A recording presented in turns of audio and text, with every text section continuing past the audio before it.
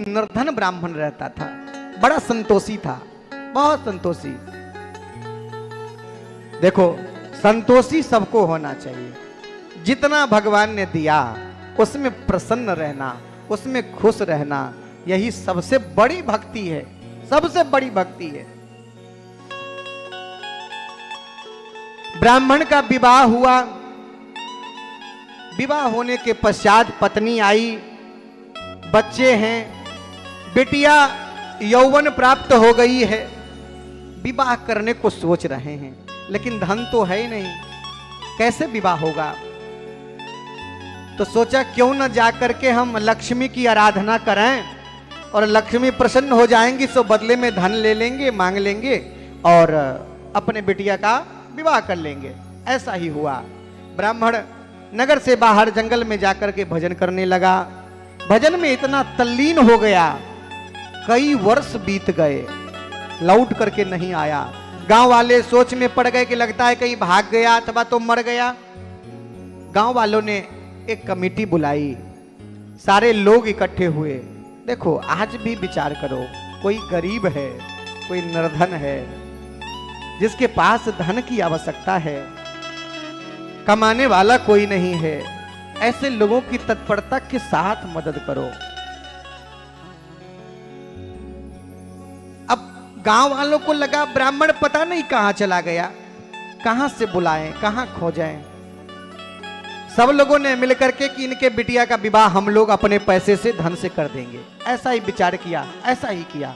विवाह हो गई, कन्या चली गई अपने घर मायके, ससुराल चली गई। अब इधर ब्राह्मण की तपस्या पूरी हुई, लक्ष्मी जी प्रकट हो गई हैं। आज श्रीष्यते लक्ष्मी पत्न्या बहोरात्रि पार्श्वे नक्षत्राणि रूप वशिणो व्यातम कृष्णा निखाणा मुम्मय खाण सर्वलोकमय खाण। लक्ष्मी प्रकट हो गई है। कहो ब्राह्मण देवता क्या चाहिए, बोलो। ब्राह्मण आंख खोल करके देखा लक्ष्मी को सामने। देवी हमने तो बस इसलिए तपस्या की है कि हमारी एक बिटिया विवाह करने योग्य हो गई है, बस इतना धन दीजिए कि बिटिया का विवाह हो जाए, ऐसा संतोष, और कुछ नहीं, बस इतना ही धन दीजिए। ऐसा ही हुआ। लक्ष्मी जी ने कहा कि हम आपको धन तो दें, लेकिन आपके बिटिया का विवाह तो हो गया।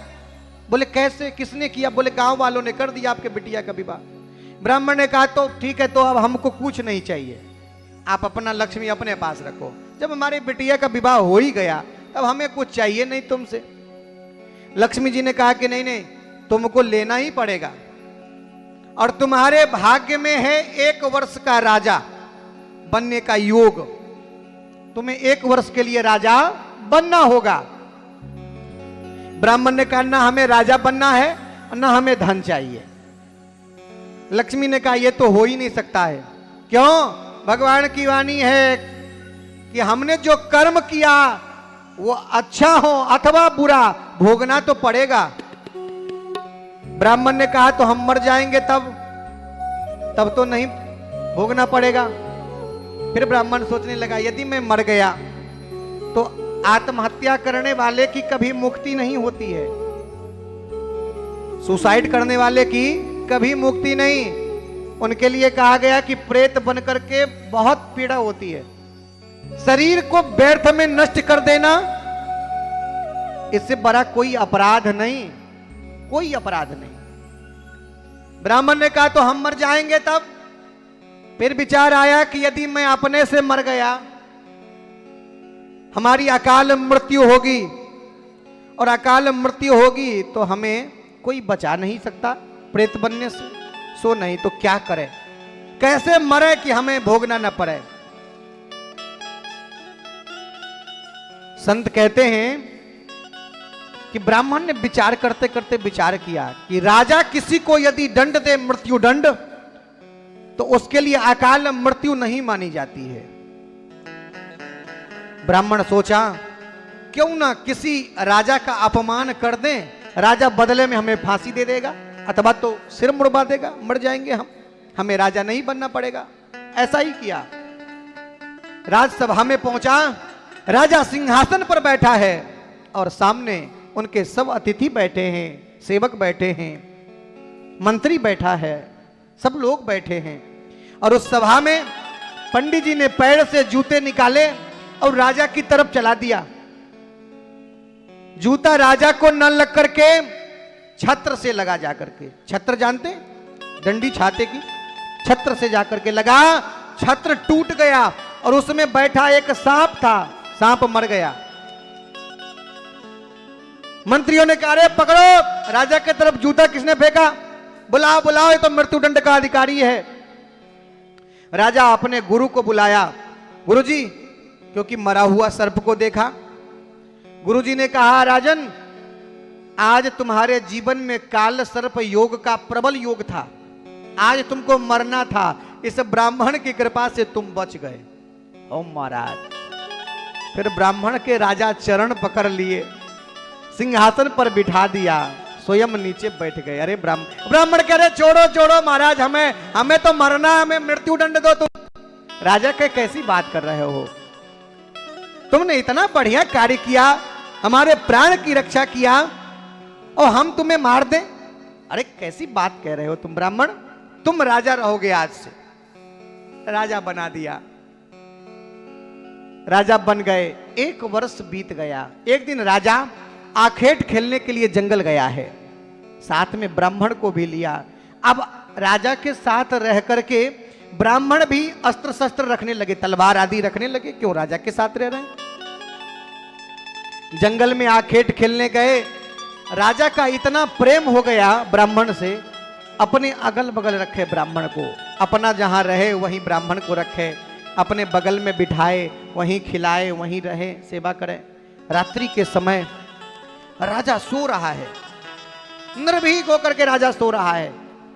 इतने में दिखा एक सांप, ब्राह्मण ने देखा और वो सांप राजा की ओर ही बढ़ रहा है।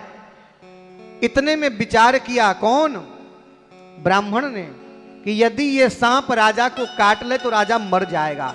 खींचा अपने तलवार को मयान से कि आज सांप को मारा ही देंगे। इतने में सांप तो गायब हो गया, लेकिन तलवार के खींचने की जो ध्वनि हुई उससे राजा उठ करके खड़ा हो गया, जग गया।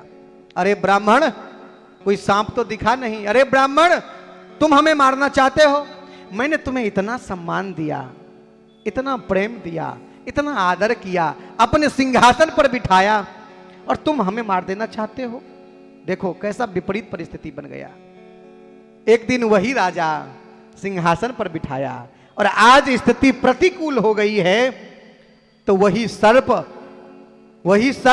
वही राजा और ब्राह्मण विलग हो गया। ब्राह्मण में दोष देखने लगा। ब्राह्मण ने कहा हमें मार दो, नहीं मारेंगे नहीं। जीवन में ध्यान रखिएगा, एक बार कोई उपकार कर देना, बदले में लाखों बार अपकार करे, फिर भी उस उपकार का बदला कभी चुका नहीं पाइएगा। इसलिए उसके उपकार को कभी नहीं भूलना चाहिए, कभी नहीं भूलना चाहिए। ऐसा ही हुआ। ब्राह्मण से राजा ने कहा हमारे राज्य की सीमा से बाहर हो जाओ, हम तुम्हें देखना नहीं चाहते। समय फिरे रिपु हो ही पीड़िते, ये मैं नहीं, ये मंथरा कह रही है कैकेयी से, मां राम तुम्हें बहुत प्रेम करते हैं, मैंने माना, लेकिन समय फिरे रिपु हो ही पीड़िते। समय यदि उल्टा हो जाए तो बड़े बड़े सूरमा भी जो कभी आकाशों में उड़ते रहते हैं वह भी धरती पर पटक दिए जाते हैं। ये ऐसी पृथ्वी है, ऐसा परिक्षेत्र है। राजा की सीमा से बाहर हुआ ब्राह्मण, लक्ष्मी जी प्रकट हो गई। बोलो ब्राह्मण, तुम्हें एहसास हुआ कि कर्म का भोग ही फल के रूप में प्राप्त होता है, भाग्य के रूप में बनता है। यदि हम अच्छे कर्मों को करते रहें तो हमारा भाग्य भी निश्चित बदलेगा। हाथ दिखाने से भाग्य थोड़ी बदलता है। बोलो, ऐसा होता तो जो देखता उसी का बदल जाता, उसको देखने की जरूरत ही नहीं पड़ता।